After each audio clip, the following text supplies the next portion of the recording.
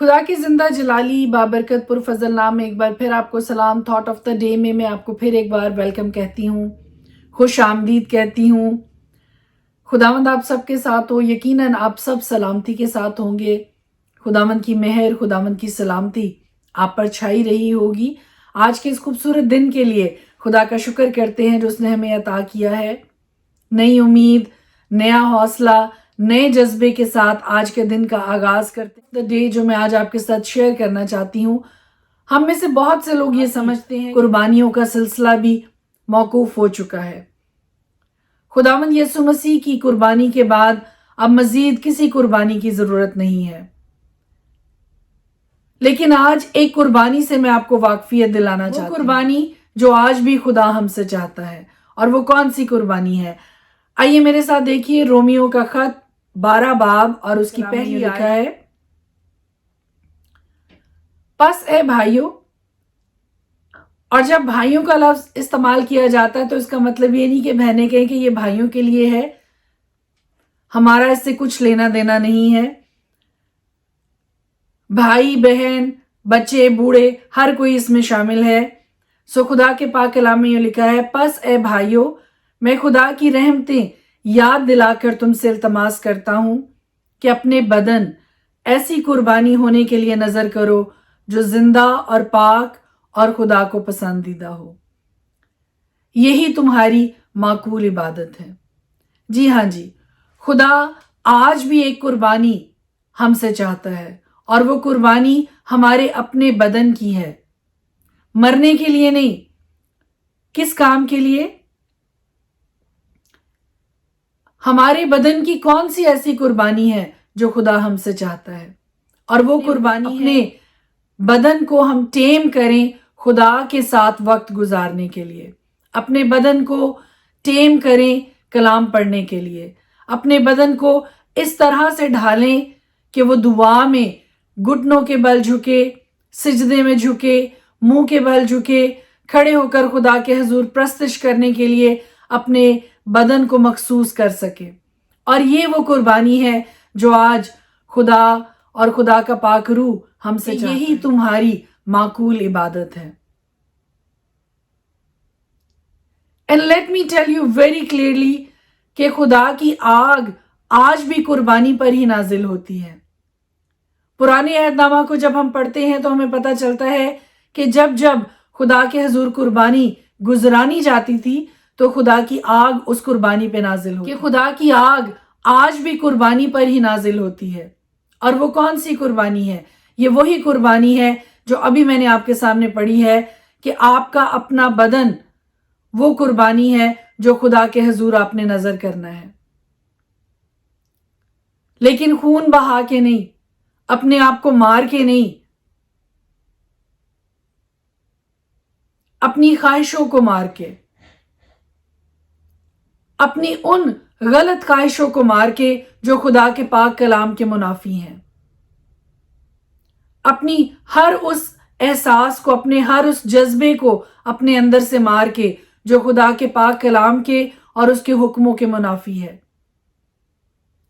خدا کی آگ آج بھی نازل ہوتی ہے ان بدنوں پہ جو اپنے آپ کو خدا کے حضور نظر کرتے ہیں، دعا کے لیے، کلام کے لیے، روزے کے لیے، اس کے ساتھ وقت گزارنے کے لیے.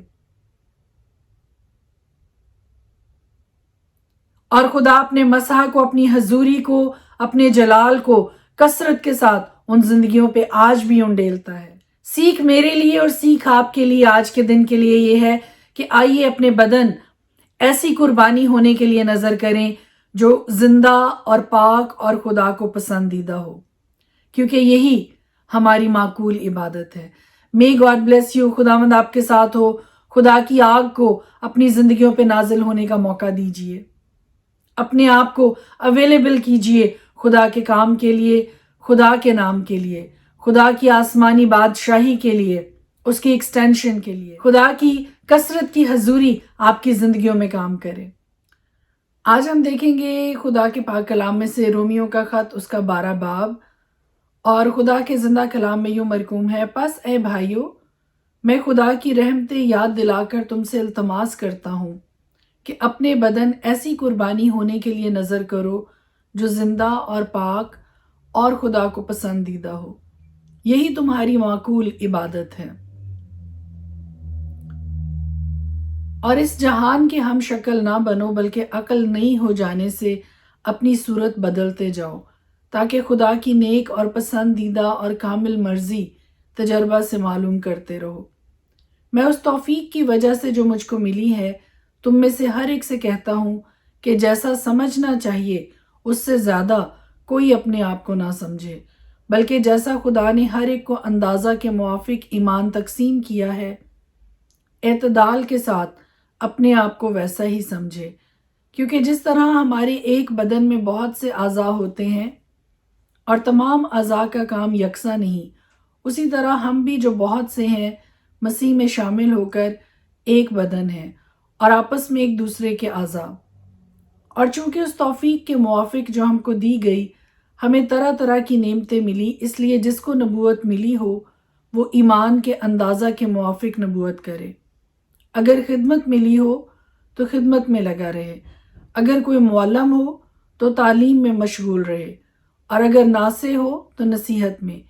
خیرات بانٹنے والا سخاوت سے بانٹے، پیشوا سرگرمی سے پیشوائی کرے، رحم کرنے والا خوشی کے ساتھ رحم کرے، محبت بے ریا ہو، بدی سے نفرت رکھو، نیکی سے لپٹے رہو، برادرانہ محبت سے آپس میں ایک دوسرے کو پیار کرو، عزت کی روح سے ایک دوسرے کو بہتر سمجھو، کوشش میں سستی نہ کرو، روحانی جوش میں بھرے رہو، خداوند کی خدمت کرتے رہو، امید میں خوش، مصیبت میں صابر، دعا کرنے میں مشغول رہو، مقدسوں کی احتیاجیں رفع کرو، مسافر پروری میں لگے رہو، جو تمہیں ستاتے ہیں ان کے واسطے برکت چاہو، لعنت نہ کرو، خوشی کرنے والوں کے ساتھ خوشی کرو، رونے والوں کے ساتھ رو، آپس میں یک دل رہو، اونچے اونچے خیال نہ باندھو بلکہ ادنا لوگوں کی طرف متوجہ ہو، اپنے آپ کو عقل مند نہ سمجھو، بدی کے عوض کسی سے بدی نہ کرو،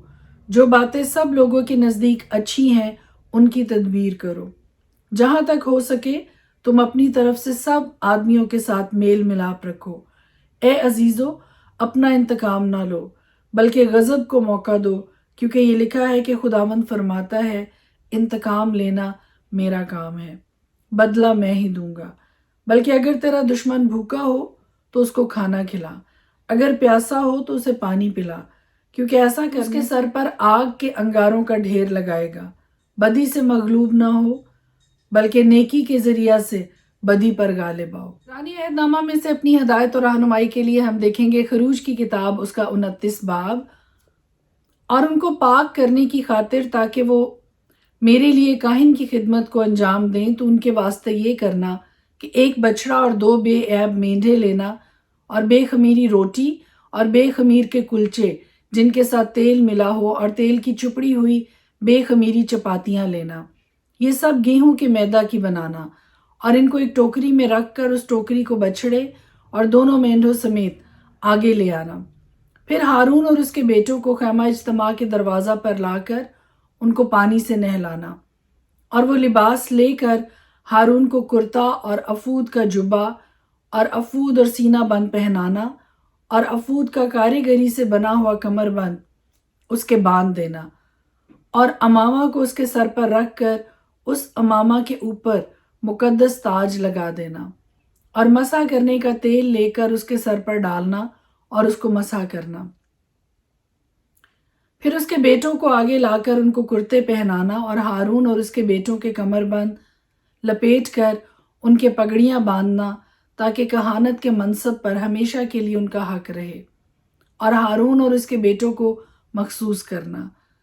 پھر تو اس بچڑے کو خیمہ اجتماع کے سامنے لانا، اور ہارون اور اس کے بیٹے اپنے ہاتھ اس بچڑے کے سر پر رکھیں۔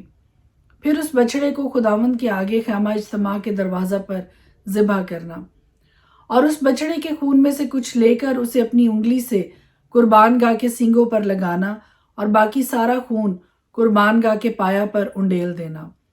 پھر اس چربی کو جس سے انتڑیاں ڈھکی رہتی ہیں، اور جگر پر کی جھلی کو، اور دونوں گردوں کو، اور ان کے اوپر کی چربی کو لے کر سب قربان گاہ پر جلانا۔ لیکن اس بچڑے کے گوشت اور کھال اور گوبر کو خیمہ گاہ کے باہر آگ سے جلا دینا، اس لیے کہ یہ خطا کی قربانی ہے۔ پھر تو ایک مینڈھے کو لینا اور ہارون اور اس کے بیٹے اپنے ہاتھ اس مینڈھے کے سر پر رکھیں، اور تو اس مینڈھے کو ذبح کرنا اور اس کا خون لے کر قربان گاہ پر چاروں طرف چھڑکنا، اور تو مینڈھے کو ٹکڑے ٹکڑے کاٹنا اور اس کی انتڑیوں اور پایوں کو دھو کر اس کے ٹکڑوں اور اس کے سر کے ساتھ ملا دینا۔ پھر اس پورے مینڈھے کو قربان گاہ پر جلانا، یہ خداوند کے لیے سوختنی قربانی ہے، یہ راحت انگیز خوشبو یعنی خداوند کے لیے آتشی قربانی ہے۔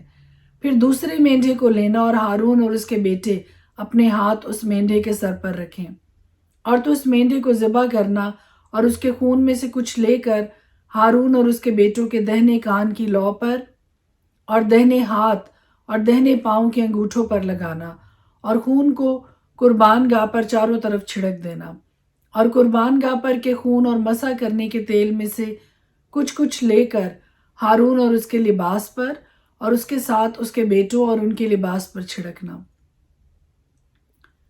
تب وہ اپنے لباس سمیت اور اس کے ساتھ ہی اس کے بیٹے اپنے اپنے لباس سمیت مقدس ہوں گے، اور تو مینڈھے کی چربی اور موٹی دم کو اور جس چربی سے انتڑیاں ڈھکی رہتی ہیں اس کو، اور جگر پر کی جھلی کو اور دونوں گردوں کو اور ان کے اوپر کی چربی کو اور دہنی ران کو لینا، اس لیے کہ یہ تخصیصی مینڈھا ہے، اور بے خمیری روٹی کی ٹوکری میں سے جو خداوند کے آگے دھری ہوگی، روٹی کا ایک گردا اور ایک کلچا جس میں تیل ملا ہوا ہو اور ایک چپاتی لینا، اور ان سبوں کو ہارون اور اس کے بیٹوں کے ہاتھوں پر رکھ کر ان کو خداوند کے روبرو ہلانا تاکہ یہ ہلانے کا ہدیہ ہو۔ پھر ان کو ان کے ہاتھوں سے لے کر قربان گاہ پر سوختنی قربانی کے اوپر جلا دینا تاکہ وہ خداوند کے آگے راحت انگیز خوشبو ہو، یہ خداوند کے لیے آتشی قربانی ہے۔ اور تو ہارون کے تخصیصی مینڈھے کا سینہ لے کر اس کو خداوند کے روبرو ہلانا تاکہ وہ ہلانے کا ہدیہ ہو، یہ تیرا حصہ ٹھہرے گا۔ اور تو ہارون اور اس کے بیٹوں کے تخصیصی مینڈھے کے ہلانے کے ہدیہ کے سینہ کو جو ہلایا جا چکا ہے اور اٹھائے جانے کے ہدیہ کی ران کو جو اٹھائی جا چکی ہے لے کر ان دونوں کو پاک ٹھہرانا، تاکہ یہ سب بنی اسرائیل کی طرف سے ہمیشہ کے لیے ہارون اور اس کے بیٹوں کا حق ہو، کیونکہ یہ اٹھائے جانے کا ہدیہ ہے، اسرائیل کی طرف سے ان کی سلامتی کے ذبیحوں میں سے اٹھائے جانے کا ہدیہ ہوگا جو ان کی طرف سے خداوند کے لیے اٹھایا گیا ہے۔ اور ہارون کے بعد اس کے پاک لباس اس کی اولاد کے لیے ہوں گے تاکہ انہی میں وہ مسح و مخصوص کیے جائیں۔ اس کا جو بیٹا اس کی جگہ کاہن ہو، وہ جب پاک مقام میں خدمت کرنے کو خیمہ اجتماع میں داخل ہو تو ان کو 7 دن تک پہنے رہے، اور تو تخصیصی مینڈھے کو لے کر اس کے گوشت کو کسی پاک جگہ میں ابالنا، اور ہارون اور اس کے بیٹے مینڈھے کا گوشت اور ٹوکری کی روٹیاں خیمہ اجتماع کے دروازہ پر کھائیں، اور جن چیزوں سے ان کو مخصوص اور پاک کرنے کے لیے کفارہ دیا جائے وہ ان کو بھی کھائیں، لیکن اجنبی شخص ان میں سے کچھ نہ کھانے پائے، یہ چیزیں پاک ہیں۔ اور اگر مخصوص کرنے کے گوشت یا روٹی میں سے کچھ صبح تک بچا رہ جائے تو اس بچے ہوئے کو آگ سے جلا دینا، وہ ہرگز نہ کھایا جائے اس لیے کہ وہ پاک ہے۔ اور تو ہارون اور اس کے بیٹوں کے ساتھ جو کچھ میں نے حکم دیا ہے وہ سب عمل میں لانا، اور 7 دن تک ان کی تخصیص کرتے رہنا، اور تو ہر روز خطا کی قربانی کے بچڑے کو کفارہ کے واسطے ذبح کرنا، اور تو قربان گاہ کو اس کے کفارہ دینے کے وقت صاف کرنا اور اسے مسح کرنا تاکہ وہ پاک ہو جائے۔ تو 7 دن تک قربان گاہ کے لیے کفارہ دینا اور اسے پاک کرنا، تو قربان گاہ نہایت پاک ہو جائے گی، اور جو کچھ اس سے چھو جائے گا وہ بھی پاک ٹھہرے گا۔ اور تو ہر روز سدا 1 برس کے 2 برے قربان گاہ پر چڑھایا کرنا، 1 برہ صبح کو اور دوسرا برہ زوال اور غروب کے درمیان چڑھانا، اور 1 برہ کے ساتھ ایفا کے 10ویں حصے کے برابر میدہ دینا، جس میں ہین کے 4تھے حصہ کی مقدار میں کوٹ کر نکالا ہوا تیل ملا ہوا ہو، اور ہین کے 4تھے حصہ کی مقدار میں تپاون کے لیے مے بھی دینا۔